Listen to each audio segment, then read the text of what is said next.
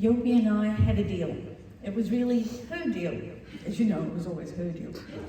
Whoever died first, the other one would give a speech at the other one's funeral.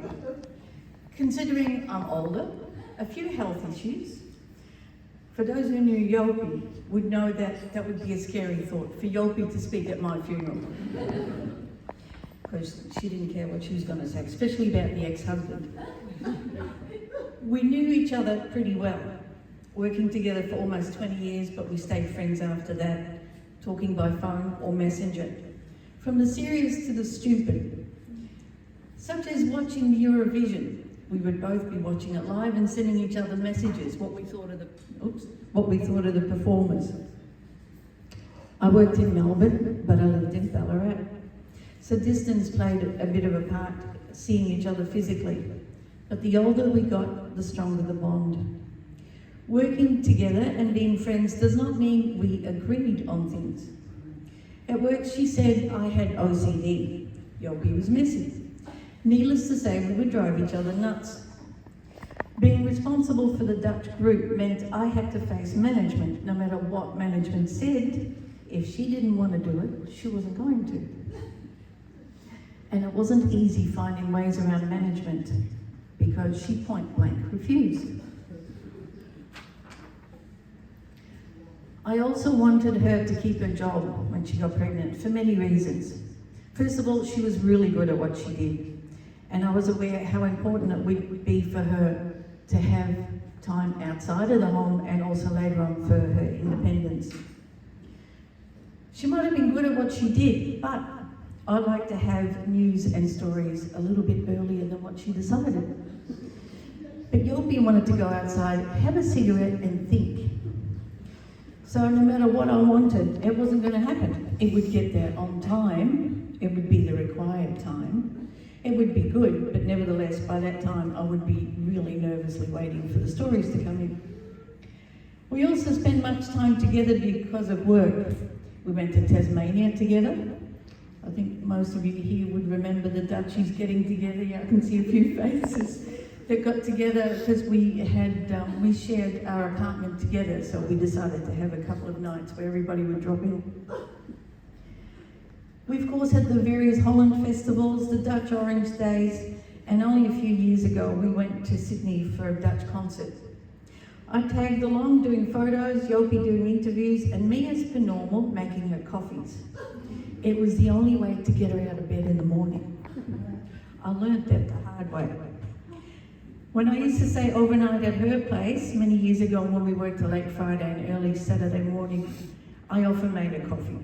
Because that way I knew she would get out of bed and grab a taxi, we'd be on work on time. I also made sure she ate at work.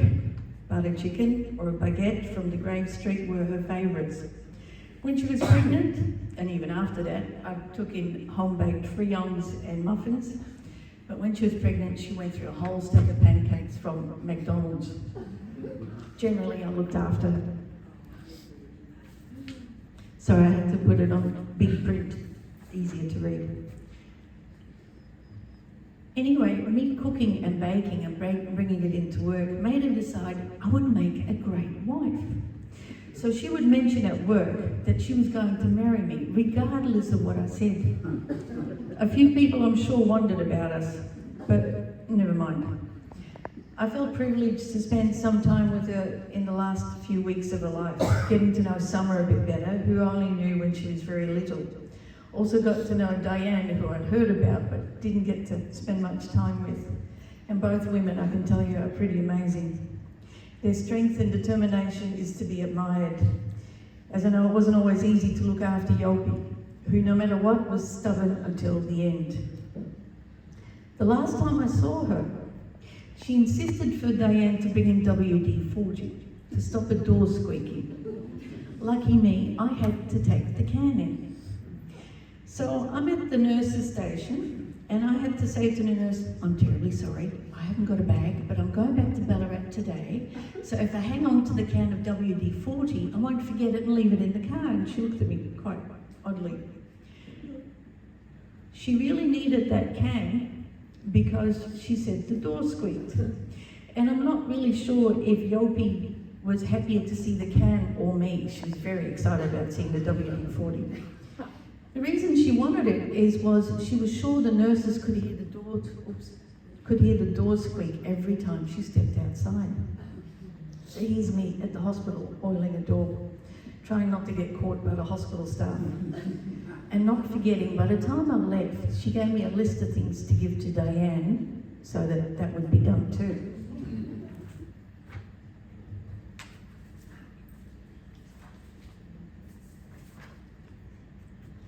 As I left, I thought it would be the last time I would see her, and she kept saying during my short stay how much she loved me. I think she'd given up on me becoming the wife, by the way. But she kept saying how much she loved me. So I realised before I left, before the door shut, I needed to let her know. And as I left, I turned around and I said to her in Dutch, "I love you." To which she replied in Dutch, "I love you more." And I thought, I can't argue with that. So I left it at that. She put me through hoops at times, but I know she cared for me as well. Her heart was in the right place. And as much as I know she told me, "I love you," I know the biggest love of her life was Summer. Jopi, ruste in vrede. Rest in peace. Thank you.